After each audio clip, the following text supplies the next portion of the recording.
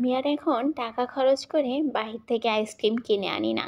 এখন মন চাইলেই ঘরেই ঝটপট করে ভ্যানিলা হোক, ম্যাঙ্গো হোক, চকলেট হোক যেকোনো ফ্লেভারের আইসক্রিম বানিয়ে নিই। তোমরা এভাবে ঘরেই ঝটপট করে আইসক্রিম বানিয়ে নিতে পারো। আসসালামু আলাইকুম আমার কলিজার ভাই বোনেরা, তোমরা সবাই কেমন আছো? আল্লাহর রহমতে আমি অনেক ভালো আছি। আবার চলে আসলাম ব্লগের নতুন একটা ভিডিওতে, নতুন একটা রেসিপির সাথে।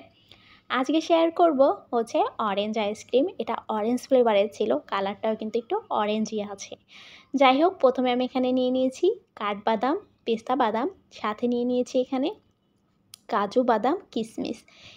এই সবগুলোকেই খুব ভালো করে আমি প্রথমেই কেটে নিচ্ছি। পেস্তা বাদামগুলো আমি দিয়েছিলাম, পরে সেগুলো উঠিয়ে নিয়েছি। এখানে আমি কাঠবাদাম আর কাজু বাদাম আর কিশমিশগুলো কেটে নিচ্ছি। দেখতেই পাচ্ছ আমি একেবারে ছোট ছোট করে কেটে নিয়েছি, মানে কুচি কুচি যতটা সম্ভব কুচি করা যায়। এরপরে আমি 1 কাপ পরিমাণ এখানে নিয়ে নিয়েছি হুইপ ক্রিম। তোমরা এখানে যে কোনো ব্র্যান্ডের হুইপ ক্রিম ব্যবহার করতে পারো, আমি এখানে ইনস্টাটাই ব্যবহার করেছি। যাই হোক, এবার এটাকে আমি কিছুক্ষণ বিট করে নেব একেবারে নর্মাল, মানে একে দিয়ে। জাস্ট বিট করা হয়ে গেলে, মানে একটুখানি ফোমি হয়ে আসলে, এটাকে আর বেশিক্ষণ বিট করার কোনোই প্রয়োজন নাই। এটা কিন্তু বেশি বিট করলে ফোম হয়ে যাবে, এটা কিন্তু আইসক্রিম তখন হবে না। যাই হোক, এই তো আমার বিট করা প্রায় হয়ে এসেছে। এ পর্যায়ে এখানে আমি ইমালশন অ্যাড করব। এখানে আমি যেহেতু অরেঞ্জ ফ্লেভারে বানাচ্ছি, সেই ক্ষেত্রে আমি এখানে অরেঞ্জ ইমালশন দিয়ে দিলাম হাফ চামচের মতো। সাথে একটু দিয়ে দিয়েছি অরেঞ্জ ফুড কালার। কালারটা অপশনাল, তোমরা চাইলে শুধু ইমালশনে দিতে পারো। আমি জাস্ট অল্প একটু কালারটা আনার জন্য দিয়েছি। ইমালশনেও কিন্তু কালার আসে, তারপরেও জাস্ট আরেকটু কালার আনার জন্য আমি সামান্য একটু অরেঞ্জ কালার দিয়েছি। আর এটার কনসিস্টেন্সিটা কেমন হয়েছে তোমাদের দেখিয়ে দিচ্ছি।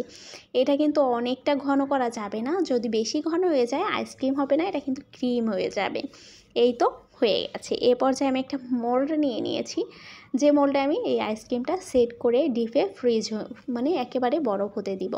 এই তো আইসক্রিমের কিছুটা ব্যাটার দিয়ে সেখানে কিশমিশ আর বাদামগুলো দিয়ে আরও যে ব্যাটারটুকু আছে এবার উপরে ঢেলে দেব। দিয়ে আবারও উপর থেকে আমি কিশমিশ আর বাদামগুলো ছড়িয়ে দেব। দিয়ে এটাকে কিন্তু আমি সারা রাতের জন্য ডিপ ফ্রিজিং করতে রেখে দেব। তোমরা চাইলে 3-4 ঘন্টা রাখলে হবে, জাস্ট কিন্তু সারা রাতের জন্য রাখলে বেশি ভালো হয়। এই তো এবার একটা মুখটা আটকে দিয়ে এটাকে আমি ডিপ ফ্রিজে রেখে দিচ্ছি। এবার সকালে এটাকে আমি মোল্ড আউট করে দেখিয়ে দিচ্ছি।